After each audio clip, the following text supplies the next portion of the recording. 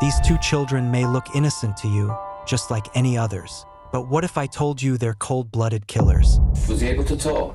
Yeah. James? Yeah. What did he say to you? I want me now. That's quite a bit cold, very eerie, the fact that he actually said it in the way James would have said it. I want me now. 10-year-old Robert Thompson and Jon Venables abducted 11-month-old James Bulger from a shopping mall in broad daylight. They didn't just take him, but for 3 horrifying hours, they tortured this defenseless toddler before brutally ending his life on a railway track. But what darkness drove children to murder? How did 2 10-year-olds plan such evil? How did they evade dozens of witnesses who could have saved James's life? And most disturbing of all, why even 32 years later does one of them continue committing crimes even today? Watch the video till the very end because you are not ready for what's coming next. On February 12, 1993, at exactly 3:42 p.m., CCTV cameras captured something that would haunt Britain forever. A grainy black and white image shows a 2-year-old boy being led away by 2 older children. His name was James Patrick Bulger. He would never see his mother again. What you're about to hear will challenge everything you think you know about childhood innocence, justice, and the capacity for evil. This is the case that divided a nation and continues to spark debate 32 years later. James Patrick Bulger was born on March 16, 1990, in Kirkby, Merseyside. A bright, curious toddler with blonde hair and an infectious smile, James was the light of his family's world. His mother, Denise, worked part-time while caring for her young son. His father, Ralph, was a devoted parent who doted on his boy. February 12, 1993, started like any other day. Denise planned a quick shopping trip to the New Strand shopping center in Bootle with James and her friend. It was a routine visit to familiar shops. James wore his favorite blue anorak and held his mother's hand as they walked through the mall. But James had no idea that 2 other children were watching him. 2 10-year-old boys who had been truanting from school that day. 2 boys who had already been shoplifting, already causing trouble. 2 boys whose names would become synonymous with one of the most shocking crimes in British history: Robert Thompson and Jon Venables. At 3:40 p.m., Denise entered AR Times Butcher Shop on the lower level of the mall. James, tired and restless, tugged at her hand. For just a moment, a single devastating moment, she let go to pay for her purchases. James wandered toward the shop entrance, and that's when they struck. The CCTV footage tells a chilling story. At 3:42 p.m., cameras captured Robert Thompson and Jon Venables approaching James near the butcher's shop. One boy takes his left hand, the other his right. To casual observers, it might have looked like older brothers helping a younger sibling. But this was an abduction. The grainy footage shows James being led out of the shopping center, past dozens of shoppers, past security guards, past every adult who might have saved him. The image of that tiny figure between 2 taller boys would become one of the most haunting photographs in criminal history. Denise realized James was missing within minutes. Security was alerted. The mall was searched, but James was already outside, already walking toward what would become a 2.5-mile journey of terror. I was just buying meat out the butcher's. Turned away from for a minute and then I looked down and he's gone. We do have a number of video photographs from the precinct itself showing the boy quite clearly, apparently following the 2 youths that we're very anxious to trace. It may well be that the child did follow them, so it is very important that we do trace these 2 boys. If you've got me baby, just bring them back. What happened next would expose the darkest corners of human nature and the tragic failure of a dozen well-meaning adults who could have saved a child's life. For the next 3 hours, James Bulger walked through the streets of North Liverpool in broad daylight. Multiple witnesses saw the 3 boys. Multiple adults had chances to intervene, but no one did. Bus passenger Kathleen Richardson saw 2 boys roughly handling a toddler from her window. She watched one boy swing the child up violently, prompting her to shout in anger. But the bus moved on. Delivery driver Mark Pimblett observed two boys dragging a younger child who was trying to dig his heels in. In his mirror, he saw one boy give what he described as a persuading kick under the child's arm. He drove away. At the Leeds and Liverpool Canal, Malcolm Walton noticed a small child crying his eyes out while being led by two older boys. The crying was so distressing that Walton remembered it vividly when questioned later. But the most haunting near-miss came when 63-year-old Irene Hitman encountered the trio near Breeze Hill Reservoir. Walking her dog, she was drawn by crying and found two 10-year-olds with what she assumed was their baby brother. James had visible injuries, a lump on his forehead and another on the top of his head. "Hurry up and get him home," Hitman told the boys. "Let his mum see his head." They assured her they would take him home. She walked away, satisfied she'd done the right thing. Elizabeth McCarrick came closest to saving James's life. Near Walton Lane Police Station, she saw the boys asking for directions. Something felt wrong. She took hold of James's hand, intending to take him to the police herself. For a moment, salvation was literally in reach. But one boy calmly reasserted control. "It's all right. We'll take the boy to the police station." McCarrick, convinced by their reasonable manner, let them go. They walked away from the police station and toward the railway line. Each witness had a story. Each had a reason for not intervening. They thought the boys were brothers. They believed the children were taking James to safety. They trusted in the fundamental goodness of childhood. They were wrong. On February 14, 1993, Valentine's Day, a group of children playing near the old Walton and Anfield railway line made a discovery that would traumatize them forever. They found the battered body of James Patrick Bulger. The crime scene told a horrific story. James had been tortured and killed using bricks, stones, and an iron bar. Blue modeling paint, stolen earlier by the boys, was splattered across his body. His injuries were so severe that the pathologist would later describe them as consistent with either a high-speed road traffic accident or a severe beating. But perhaps the most disturbing detail: his body had been placed across the railway tracks in an apparent attempt to disguise the murder as an accident. The plan failed when no train passed before his discovery. Detective Superintendent Albert Kirby of Merseyside, police took charge of what would become one of Britain's most intensive child murder investigations. The evidence was overwhelming and heartbreaking. Blood on footwear matched James's DNA profile with a 1 in a billion certainty. The blue modeling paint found on the body matched paint discovered on both boys' clothing. Pattern analysis showed that facial bruising was consistent with kicks from a specific shoe type worn by one of the perpetrators. Most damning of all, paint traces inside the toe cap of one boy's shoe, indicating the tremendous force used in the attack. The forensic evidence painted a clear picture. This wasn't a single moment of childhood rage. This was sustained, deliberate brutality that lasted for hours. The case that seemed impossible to solve was cracked by technology that was revolutionary for 1993: enhanced CCTV footage. Police released the grainy images of James being led from the shopping center. The photographs were broadcast on national television and published in every newspaper. The public response was immediate and massive. One caller recognized the distinctive jacket worn by one of the boys. Another identified the walking style. Within days, investigators had names: Robert Thompson, born August 23, 1982, and Jon Venables, born August 13, 1982. Both boys were 10 years old, making them the youngest defendants in a murder case in modern British history. When police arrived at their homes on February 18, 1993, they found two very different children. Thompson was described as cocky and defiant. Venables broke down immediately, hysterical at the prospect of prison.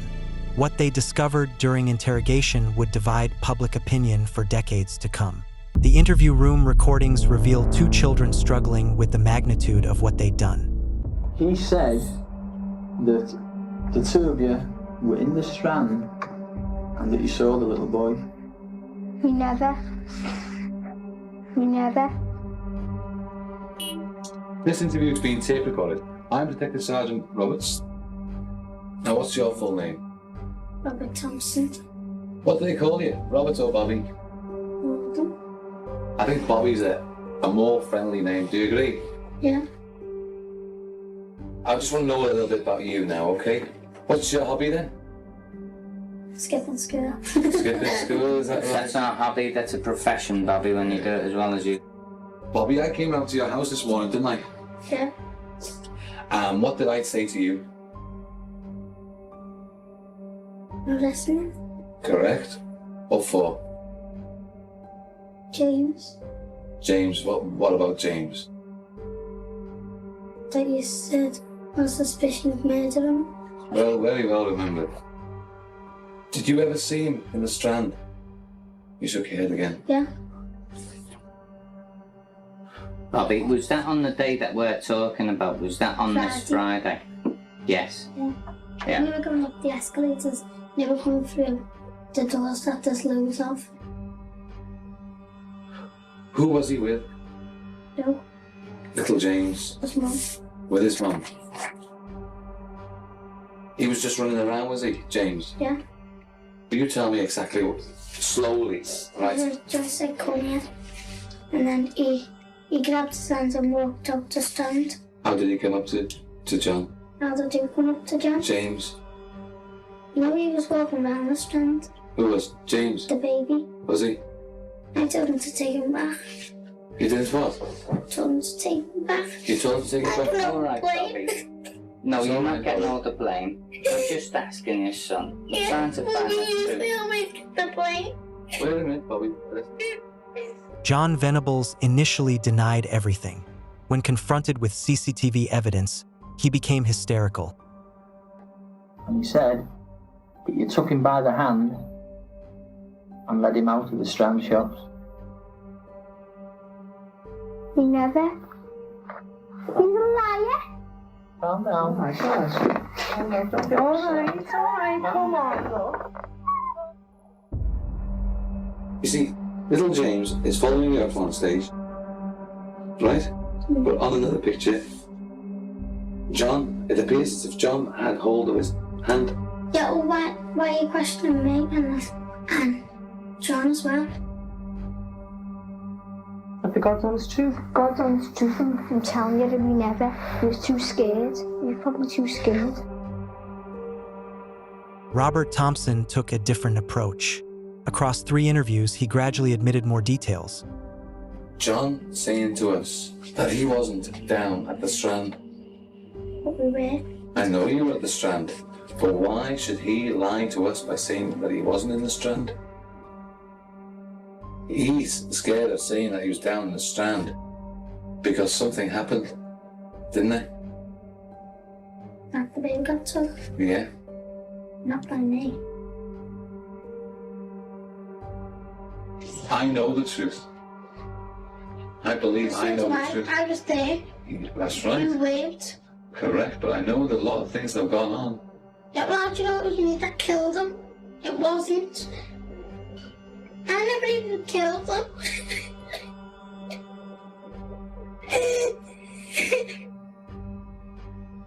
2055. Will I be able to go home tonight? We don't know yet. We don't know yet. And I want you to tell I Rachel. don't need to answer any more questions, do I? Come on now, Bobby. Yeah, well, I want to kill him and I've got a baby of my own. I'm trying If I to. wanted to kill a baby, I'd kill my own, wouldn't I? Was he able to talk? No. James, Yeah. what did he say to you? I want me, Mum. That's quite a bit cold, very eerie, the fact that he actually said it in the way James would have said it. I want me, Mum. Yeah, we was, but we never saw any kids there. We never rode any kids. So you were in Bootle New Strand? Was you in Bootle Strand? Yeah, we never got a kid, Mum. We never got a Mrs. kid. Venables, would you... I must ask you not to get angry with it. I never got the boy. I never killed him, Mum.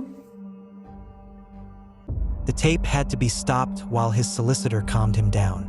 After his mother reassured him she would still love him, Venables began to confess, but always blaming Thompson for the worst violence. So we walked up to him and we were walking around with him and I took his hand. And whose idea was it to walk towards him? Mine. Was it? Then it was Robert's idea to kill him. A short while ago, as is detailed on your custody record out there, you had a conversation with your mum and you then requested that myself come into the room. Is that right? Yeah. And what was it you told us? That I killed James. And we went outside to take him out. What for? Don't know, he said let's throw him in the water. He was persuading him, he said kneel down and let's look at the water and all that, but he wouldn't.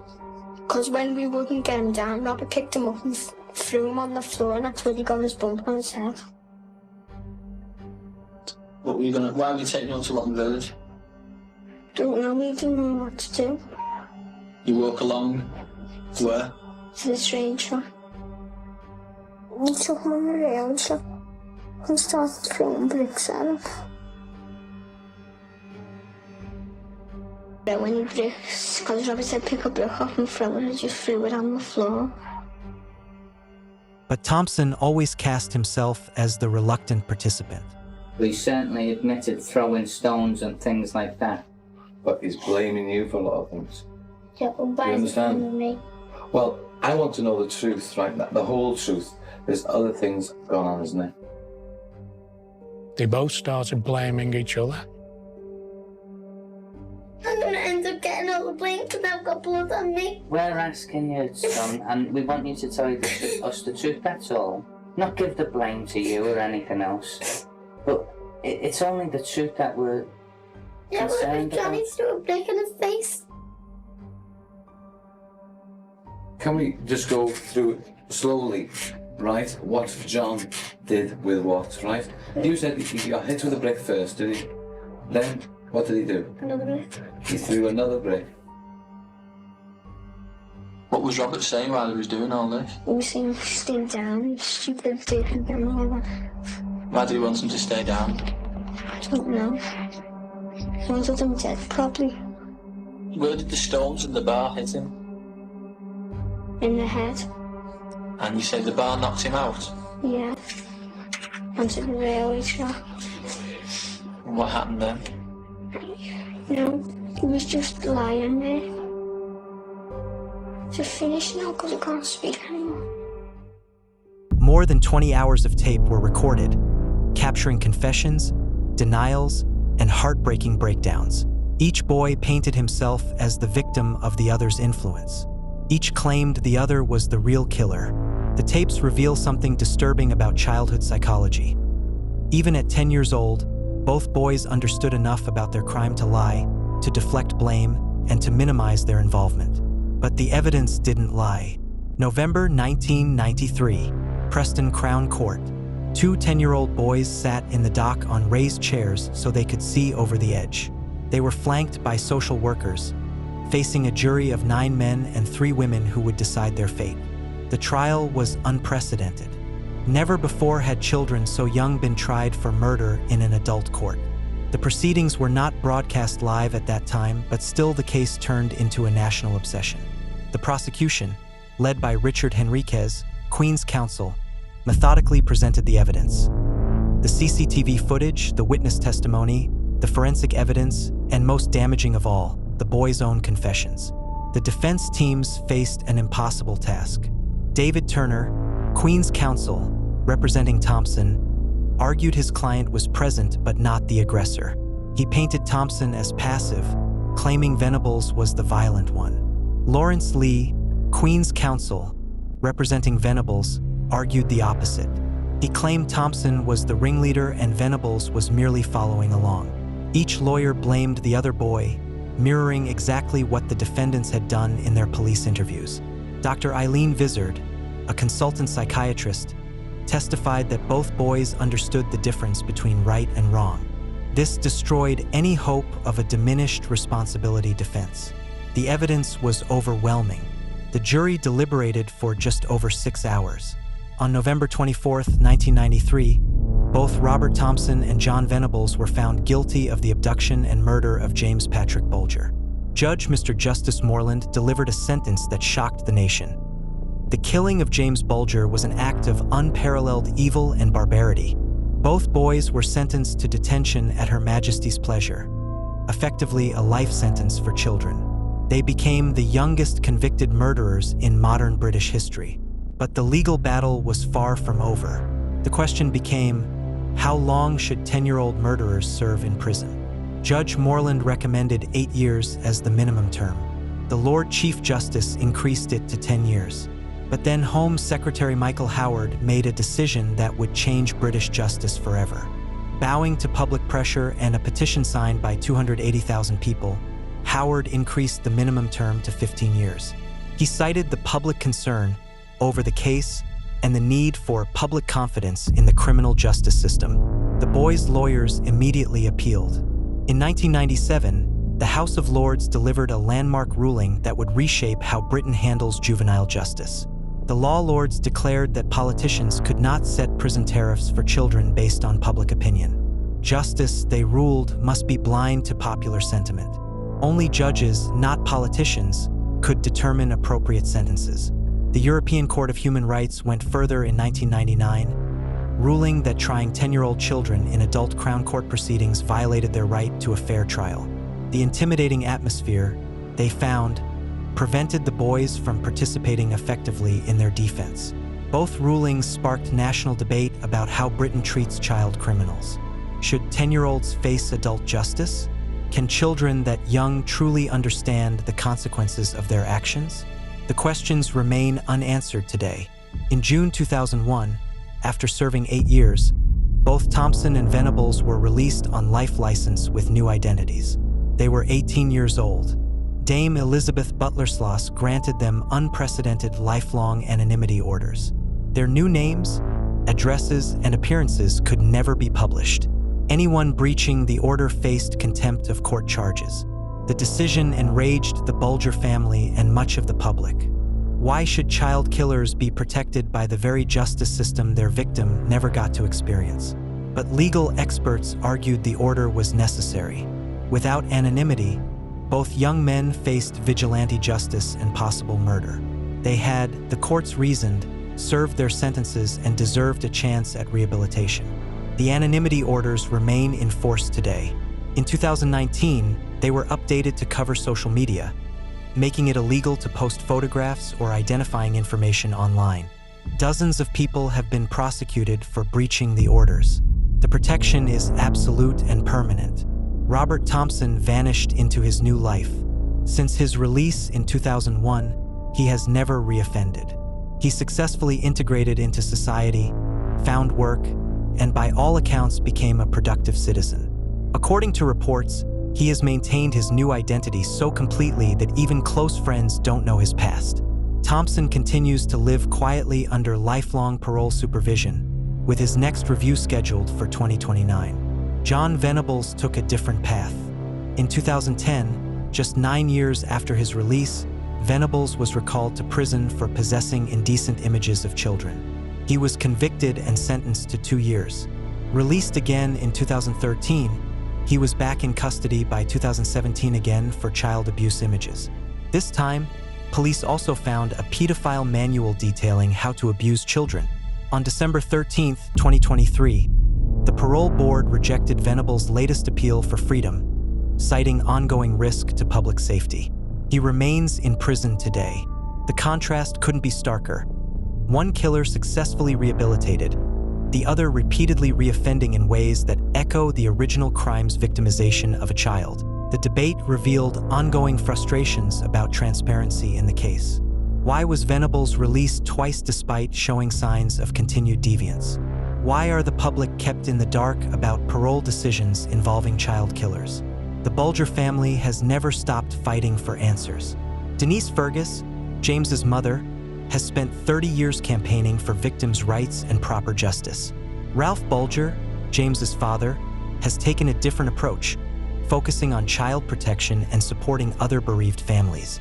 Both parents have shown remarkable dignity in the face of unimaginable loss. But questions persist. Should children who kill be treated differently from adult murderers? Can rehabilitation work for the most serious juvenile offenders? Both Thompson and Venables came from troubled backgrounds. Thompson was the fifth of 7 children in a chaotic household. His father abandoned the family. His mother struggled with alcohol. Several of his brothers had criminal records. Venables lived with his parents and siblings, but the family was marked by domestic violence and instability. He had behavioral problems at school and was known for cruelty to younger children. Many people said that millions of children face similar challenges without becoming killers. What made Thompson and Venables different? James Patrick Bulger never got to start school, never learned to read, never played football, never had friends, never grew up. He existed for just 2 years, 10 months, and 27 days. His death robbed the world of whatever he might have become. A teacher, perhaps, or a doctor, or simply a loving father to children of his own. We'll never know. 32 years later, Britain remains divided. Some believe the justice system worked. 2 child killers were punished, 1 was successfully rehabilitated, and society was protected. Others see a failure of justice. A murdered child, released killers, and a system that prioritizes criminals over victims. Both perspectives contain truth. Justice is imperfect because humans are imperfect. What do you think about this? Let us know in the comments. Our condolences to James Patrick Bulger and his family, and to watch such true crime stories, subscribe to Evidence Eye.